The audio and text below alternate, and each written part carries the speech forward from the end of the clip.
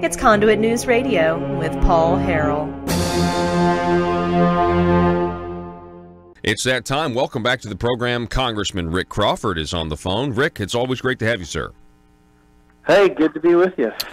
Okay, so we have not had have you on the program since we got this summary report from the Attorney General William Barr saying that the president's campaign did not collude with Russia. Now, I know as a member of the Intelligence Committee, Rick, this was no surprise to you, but feel free to react. Well, look, Mueller came to the same conclusion that the House Intelligence and the Senate Intelligence Committees came to, and that was there was no evidence of collusion. It only took him 2 years and, upwards of $25 million, and however many FBI agents he had working and prosecutors and the whole nine, but came to the same conclusion. So, enough is enough, right? I mean, let's move on. But this is not about whether or not Russia or Trump colluded with the Russians. This is about what can we do to sustain this attack to carry us into the 2020 election cycle and have something to campaign on, because we all know they don't have anything to campaign on. So this is a concerted effort to keep this in the headline, and their willing partners in the media are going along with it, hook, line, and sinker. In fact, not only are they complicit, I mean, they're even unwilling to acknowledge that they got it wrong. I have yet to see anybody that's been on the wrong side of this issue in the media come out and say, "Yeah, we blew that call. Now let's move on to something else."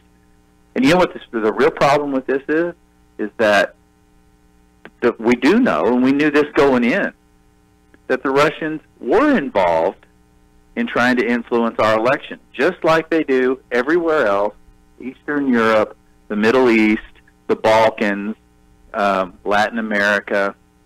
They're meddling in people's business all the time, and we're no exception. But because we've put so much emphasis on trying to prove this false narrative about the Trump campaign, that now we're behind the eight ball on actually preventing them from employing active measures in the 2020 election, because they just can't focus on anything else. We're talking with Congressman Rick Crawford. I mean, yeah, this is just about they don't want to accept the outcome of the 2016 election still. This is now so personal.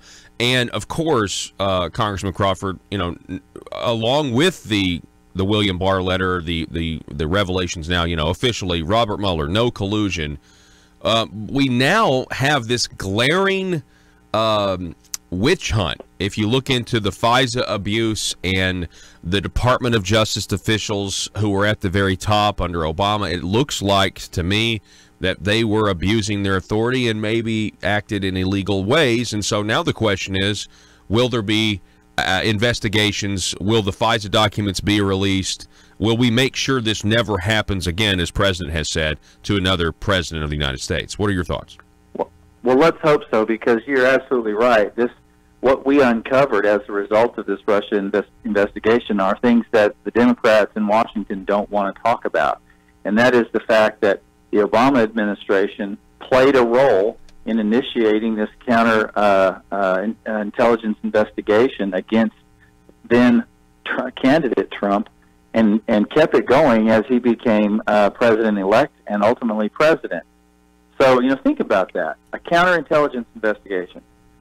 So it wasn't a criminal investigation, because that has a different threshold of to implement and all this other kind of stuff. So they went the counterintelligence route because it gave them far more wiggle room in terms of how do they get the authority to do it, and who are they going to investigate and all this other kind of stuff. Well, that's how FISA came into the picture, and they manipulated FISA, and I'm going to say probably out and out lied to FISA judges. And the only other explanation you'd have is that the FISA judges were somehow involved. And I don't want to think that happened. I think that what more than likely happened, and I think the evidence suggests this, is that they manipulated evidence in order to be able to go in there and present the case for the request for FISA warrants. And see, those have to be renewed periodically, and they kept going in and renewing those FISA warrant application so they could continue that surveillance on U.S. citizens, by the way. And so this was all done because, number one, they needed to prevent him getting the nomination. Then they find out, okay, well, heck, he's got the nomination. We got to do everything we can to prevent him from winning the election. Oh, heck, he won? Oh, no. Now we got to do everything we can to prevent him from being inaugurated. We've got to work really, really fast here because we only got a couple of months. We've got to bring this stuff out and show what a bad guy he is, and he's involved with the Russians. Otherwise, he's going to be inaugurated and sworn in as president. Oh, wait, he got sworn in? Oh, heck, now we've got to ramp it up even more because we've got to work on building the case for impeachment. So this got progressively worse. And what this all comes down to is the further along they went, the more necessary it became for them to cover their tracks, because this was no doubt a Hillary-initiated endeavor with, obviously, the support of Obama administration officials. And now we've got to create a great big smoke screen and cover our tracks. Otherwise, we're going to be in deep trouble. And so, at the heart of this, quite frankly, James Comey, Andy McCabe, Peter Strzok, Lisa Page, Bruce Orr, Nellie Orr, and you can see this vast incestuous relationship that existed among the FBI, DOJ, and Nellie Orr having worked for the CIA, Fusion GPS, Glenn Simpson, Christopher Steele, all these critical players in this huge, huge conspiracy to undermine the Trump campaign, the Trump transition team, and ultimately the Trump administration. And they have not been willing to come clean about it. Comey, and I have said on your program as far back as the 2016 election when I was saying, hold on, give him the benefit of the doubt. Mm-hmm. If you recall, we had this conversation about when he said, in this environment, pursuing prosecution of Hillary wouldn't be indicated. Well, I'm not sure what he was saying. I said that to you then. I'm not sure what he's saying, but he could be making the statement that, look, it's never going to stand in this administration, so there's no point in pursuing that. Okay, I'm willing to understand that perspective, but why'd you come out and say it? And then why did you come out and then reinitiate the investigation? And I think there were some things there that they were trying to do to ensure that their tracks were covered if, in fact, it was found out that they were doing these kinds of things. Comey's not a good guy. And so I gave him the benefit of the doubt, and I think we probably ought to always do that on the front end. But it has since come out that he is somebody that is only interested in his own advancement and his own personal aggrandizement. Same thing with Andy McCabe, who was neck deep in it, and his wife was receiving campaign money from the Clinton campaign and others, mm-hmm. as she was running for state senate. And you can just see this network of Obama and Clinton operatives working at the highest levels of the Department of Justice and the FBI.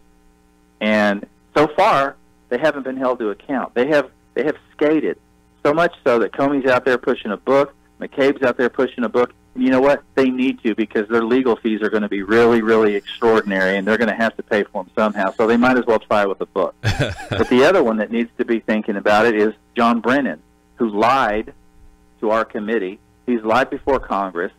He's been out there on television, on national television, repeatedly pushing this false narrative. Now, he came back and said, I got bad information. I got bad intelligence. Wait a minute. You're the CIA director. And you're going to sit here and an analyst, by the way, who really had no credentials to be the CIA director, but because of a quirk, he was about to get fired at the CIA, and then he ended up buddying up with George Tenet and ended up working in the White House and became the CIA director. This guy was a former communist, had no business running the CIA. But be that as it may, he's going to stand there as the former CIA director and claim he got bad intelligence? You got to be kidding me. This is what we're up against. You're right. I really appreciate this. Is an incredible amount of information. We're talking with Arkansas Congressman Rick Crawford. He's on the House Intel Committee. We've talked before about releasing the FISA documents so the American people can see everything. I think it's clear now the president didn't declassify because his attorney said they'll be able to get you on the obstruction charge, or at least you'll help Mueller's case, trying to charge you with obstruction of justice. And so he waited till the Mueller report came out. No Russia collusion. Okay, but now we don't know when it'll be released. We have foreign governments like the United Kingdom that don't want it released, and I can you speak to that, Rick? Why do some of our allies not want these FISA documents released? Well, as you can see through open source reporting, media reports and so on, nothing classified here. Christopher Steele was a former MI6 operative. He had been contracted by the FBI before viewed as a credible source. He's British. I think it's possible that they just don't want the embarrassment or the potential of, and then of course there's also a nexus there with George Papadopoulos and his meeting with an Australian in London, who is I'm not sure what his role was working out of the Australian embassy in London, but that was sort of a backdoor into they had information supposedly that they were going to share. I mean, I think there are probably there's the potential to create some embarrassment, and this is open source stuff that you can piece together if you read enough of the information. You can piece this together on your own, and so I'm not revealing anything that's not already out there in the media, and I'm not confirming anything that hasn't already been confirmed multiple times through the George Papadopoulos indictment and throughout that process. So this is stuff that's all out there, has been reported by multiple sources multiple times. It's just that probably in this condensed, consolidated conversation we're having here, you're starting to see some things now come to a little more, present a little more clarity with regard to that issue. But there, I'm not saying that there's anything untoward involving either of those important, critical allies. I'm saying that there might be, just like in our case, a bad actor or two, that it might be embarrassing and reflect poorly on those nations, and they go, oh, we really would rather you didn't publish that. I understand that completely. But at some point in time, and this was talked about over the last year or two, about if you could release those documents, I think it was probably good advice to not declassify at that point in time, to avoid any kind of claim that there was an attempt to obstruct. But the other thing is, Byron York wrote an interesting piece a day or two ago detailing the relationship between the Trump attorneys and Mueller. And I don't mean anything untoward about that relationship at all. I'm just saying that because Bob Mueller comes in, he's named the special counsel. The attorneys go, okay, we're going to cooperate fully. How many of us realized that they were cooperating fully? Nobody. And the reason they didn't is because President Trump politically needed to denounce the investigation. He called it a witch hunt for the last 2 years. He did that for political reasons. All the while, his team was cooperating and given everything, probably even more so than any other administration under the circumstances would be expected to. But he was very forthcoming with allowing them basically free run of the White House staff to say, who do you need to talk to? We'll send them over. We'll give you what documents you need. So this was going on behind the scenes, and we didn't realize it. And Byron York reported this in an interview from one of the White House attorneys. And it's pretty enlightening in how that relationship over time was working behind the scenes, and we didn't know it. Mm-hmm. And in the meanwhile, President Trump is out there on Twitter doing what President Trump does. And so that was taking place. There was no obstruction. He was being very well advised. And of course, he continued his public discourse with regard to his feelings about the whole special counsel and the investigation. Right. Of course. And he's turned out to be correct. There was no collusion, and the facts are going to come to light. In the meantime, the Democrats, like you said earlier, they're continuing, this idea. They're continuing to attack President Trump. So, last question. We're talking with Congressman Rick Crawford. I think every time they try to go after his tax returns now. They're trying to go after his bank records, all that other stuff. The chances of the Republican Party taking back the House of Representatives next year, I think that goes up now. What do you think, Congressman? I think so, and I think you see the what has become the face of the Democrat Party, the people that are on TV in front of the camera all the time. AOC, Rashida Tlaib, Ilhan Omar, Eric Swalwell, Gerald Nadler, people like this, Adam Schiff. Let's not forget Adam Schiff, who CNN might as well put him on staff. These guys out in front of the cameras all the time are telling the American people, we're not serious and we can't be trusted, because they're out there putting out flat out false information. Adam Schiff is a bald-faced liar. I'm sorry, and you don't like to use those terms about your colleagues, but he is a flat-out liar. And he and I had an exchange in an open hearing last week. Basically, and they're trying to use PolitiFact as some sort of credible source to enter into congressional record to underscore their false narrative. Well, PolitiFact said it's true, so we're going to enter that into the record here, reporting documents. So give me a break. These guys can't be trusted, and the American people realize that. Yeah. There hasn't been one thing done in the House of Representatives under their leadership. They can't get out of their own way. And this coming from Nancy Pelosi, who called herself a master legislator. They should have hit the ground running. They had the same leadership team they had the last time they were in the majority. The same faces, the very same people. And it should have been a seamless transition, and they should have been prepared, and here we go. And instead, they're in complete disarray, and they're allowing socialists to run their party. So you tell me if the American people are going to give them the keys to the House again. I don't think so. I think Republicans take back the House. Congressman Rick Crawford, thank you so much for taking some time out of your day, and I really appreciate the work that you're doing. You bet. Thanks, Paul. All righty.